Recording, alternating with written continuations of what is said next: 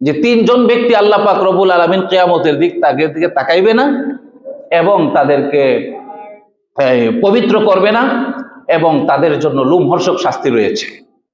একজন শাইখুন জানিন, বিবাহিত জিনাকার, বেবিচার, যে বিবাহিত হওয়ার পরেও, স্ত্রী থাকার পরেও যে জিনা করে, জিনায় লিপ্ত হয়, বেবিচারে লিপ্ত হয়, আল্লাহ তার দিকে তাকাইবেন এবং তার জন্য লোমহর্ষক শাস্তি অপেক্ষমান রয়েছে। ও মালিকুন কাযযাব, এবং মিথ্যুক বাদশা, মিথ্যুক রাষ্ট্রনায়ক, রাষ্ট্রপতি, মিথ্যুক সমাজপতি, মিথ্যুক লিডার পার্সন, সমাজের পরিচালক, মুখপাত্র, যারা মিথ্যুক, তাদের দিকে আল্লাহ তাআলা তাকাবেন। মালিকুন শব্দ বলছে এখানে বাদশা। বাদশার দ্বারা উদ্দেশ্য এই না যে প্রধানমন্ত্রী মিথ্যা বললে শুধু তার দিকে আল্লাহ তাআলা তাকাইবে না।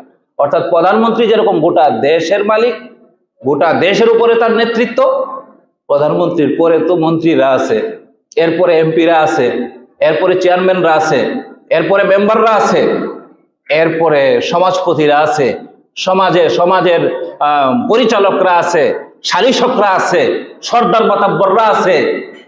অর্থাৎ সমাজকে যারা চালায়, সমাজের মুখপাত্র এবং তর্জমান, ভাষ্যকার, এই সকল লোক মালিকুনের ভিতরে অন্তর্ভুক্ত।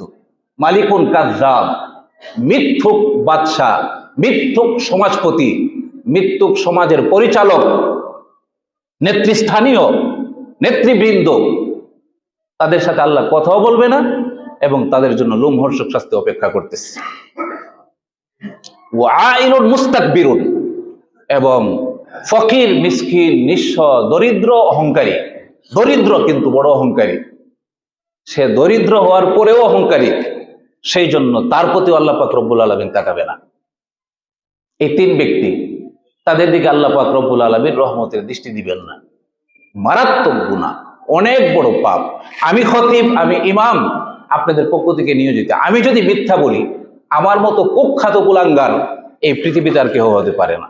এই জায়গাতে বসার পরে, এই চেয়ারে বসার পরে, হাজার হাজার মানুষের শ্রদ্ধার পাত্র হওয়ার পরে আমি যদি মিথ্যা বলি, আমি যদি ধোঁকাবাজি করি, আমি যদি প্রতারণা করি, তাহলে আমার চেয়ে খারাপ ভূপৃষ্ঠের উপরে কোনো মানুষ হতে পারে না। আমার উপরে আস্থা করছে, আমাকে ভোট দিয়ে চেয়ারম্যানের চেয়ারে বসাইছে, এখন আমি যদি মিথ্যা বলি তো আমার চেয়ে খারাপ ইউনিয়নের মধ্যে কোনো মানুষ হতে পারে না।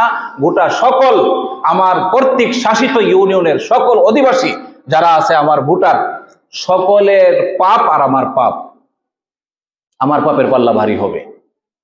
সকলে মিলে আমাকে সমাজ প্রতিনিধি নির্বাচিত করেছে। এখন আমি যদি মিথ্যা বলি, গোটা সমাজ যারা আমাকে ভোট দিয়ে এই স্থানে পৌঁছাইছে এবং প্রতিনিধি বানাইছে, সকলের পাপের পাল্লার চেয়ে আমার পাল্লা ভারী হবে বেশি। গোটা সমাজ যাদের উপরে নির্ভর করে, যাদের মাধ্যমে পরিচালিত, সেই লোকেরা যদি পাপ করে, গোটা সমাজের লোকদের পাপের পাল্লার চেয়ে তাদের পাল্লা ভারী হবে। তাদের পাপটা সবচেয়ে জঘন্যতম হবে।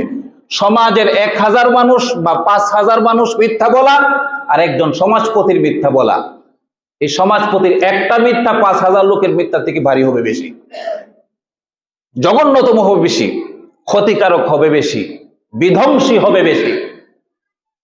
সেই জন্য খুব খেয়াল করা, লক্ষ্য করা। এ কারণে বলছে মালিকুন কাযযাবুন, মিথ্যুক বাদশা এবং সমাজপতি, নেতৃস্থানীয়, যারা নাকি মিথ্যুক, যারা মিথ্যাও কথা বলে, যারা মুনাফিক, যারা মুখে এক কথা বলে কাজে ভিন্নটা করে, সেই লোকেরা আল্লাহ পাক রব্বুল আলামিন আল্লাহ পাক রব্বুল আলামিন তাদের প্রতি ক্ষুব্ধ, এত নারাজ যে আল্লাহ তাআলা কিয়ামতের দিন তাদের দিকে তাকাবেও না। ওয়ালা ইউযাক্কিহিম, তাদেরকে পবিত্র করবে না, গুনাহ থেকে মুক্ত করবে না। ওয়ালাহুম আযাবুন আলীম, এবং তাদের জন্য লোমহর্ষক শাস্তি অপেক্ষমান রয়েছে। সেই জন্য আল্লাহ পাক রব্বুল আলামিনের কাছে আমাদেরকে সব সময় চাইতে হবে, হে আল্লাহ, তুমি এমন ভাবে চলার তৌফিক দান করো, মানুষ যেন আমাকে ভালো বলে, মানুষ যেন, আমার স্ত্রী যেন আমাকে ভালো বলে, আমার সন্তানরা যেন আমাকে ভালো বলে, আমার জ্ঞাতি গোষ্ঠীর লোকেরা যেন আমাকে ভালো বলে, আমার পাড়া প্রতিবেশীরা যেন আমাকে ভালো বলে, আমার গ্রামবাসী যেন আমাকে ভালো বলে, আমার দেশবাসী যেন আমাকে ভালো বলে, আমার মুতাআল্লিকিন মুহিব্বিন এবং আমার বন্ধু বান্ধবরা যেন আমাকে ভালো বলে, আমার সাথে যারা সম্পর্ক রাখে, আমার মুতাআরাফিন যাদের সাথে আমার পরিচয় আছে তারা সকলে যেন ভালো বলে। আমি এমন কাজ না করি যে আমাকে কেহ খারাপ বলবে আমার জীবদ্দশায়, আর মৃত্যুর পরে খারাপ বললে তো সেই সাক্ষী আল্লাহর কাছে কবুল হয়ে যাবে। আমি মরে গেলাম, আমার ব্যাপারে জীবিতরা খারাপ বলল যে সে হলো অনেক খারাপ মানুষ, এই সাক্ষীর কারণে জাহান্নামে আমার ঠিকানা হয়ে যাবে। কাজে কোন ভাবে আমাদের চলা দরকার? আমি শুধু নামাজ পড়লে মানুষ আমাকে ভালো করে ফেলবে? আমি নামাজ পড়ি আর মানুষের রক্ত চুষি, আমাকে মানুষে ভালো বলবে? আমার লাশটা এখানে আসার পরে মানুষ আমার প্রশংসা করবে? কখনো না। নামাজ ভালো কাজ, কিন্তু রক্ত চূষণ ছেড়ে দেন, দুর্নীতি ছেড়ে দেন, মিথ্যা ছেড়ে দেন, প্রতারণা ছেড়ে দেন, মুনাফিকি ছেড়ে দেন, অন ইসলামিক সর্ব কর্মকাণ্ড থেকে আপনি তওবা করেন এবং ইস্তেগফার করেন। কখনো না। মৃত্যু একদিন নিশ্চিত।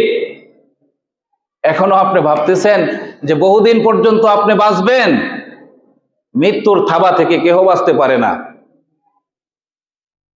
আনসাবাতিল মানিয়াতু আজফারাহা, মৃত্যু তার থাবা এটা অবশ্যই কার্যকরী করবে প্রত্যেকের ব্যাপারে আল্লাহর পক্ষ থেকে যখন আদেশ আসবে। আমরা বাঁচতে পারবো না। দাক্কাতু কলবিল মারই কাইলাতুন লাহু ইন্নাল হায়াতা দাকাইকু ওয়া সাওয়াদিন।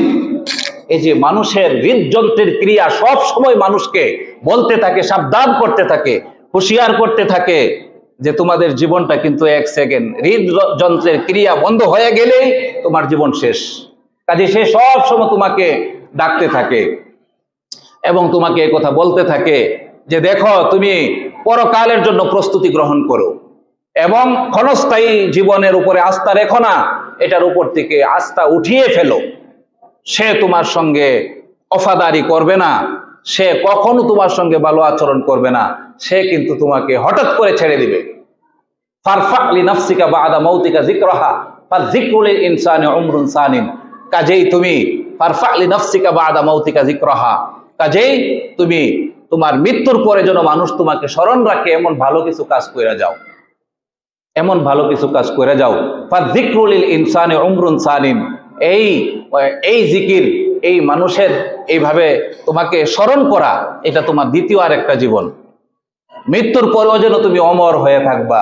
মানুষ তোমার জিক্রে খায়ের করবে, তাজকিরায়ে খায়ের করবে, তোমাকে ভালো বলবে এবং তোমার ভালো গুণাবলীগুলো গণনা করবে, স্মরণ করবে, এটা তোমার আরেকটা জীবন। এই জন্য হঠাৎ করে তোমার মৃত্যু হবে, কাজেই তুমি যেন মৃত্যুর পরে অমর থাকতে পারো এমন কাজ করো। এখন কোন কাজ করলে মানুষে মৃত্যুর পরে স্মরণ রাখবে বলেন? কোন কাজ করলে মানুষ কৃতজ্ঞতাবোধ অন্তরের মধ্যে রাখবে এবং তাকে মুনাজাতের মধ্যে স্মরণ করবে এবং একেবারে তার 14 পুরুষ পর্যন্ত তাকে স্মরণ রাখবে, কিয়ামত পর্যন্ত স্মরণ রাখবে এলাকাবাসী, তার স্মরণ সভা করবে এবং কালো কাপড় লাগাইবে শরীরের মধ্যে সুখ প্রকাশ করার জন্য? কোন মানুষটার জন্য?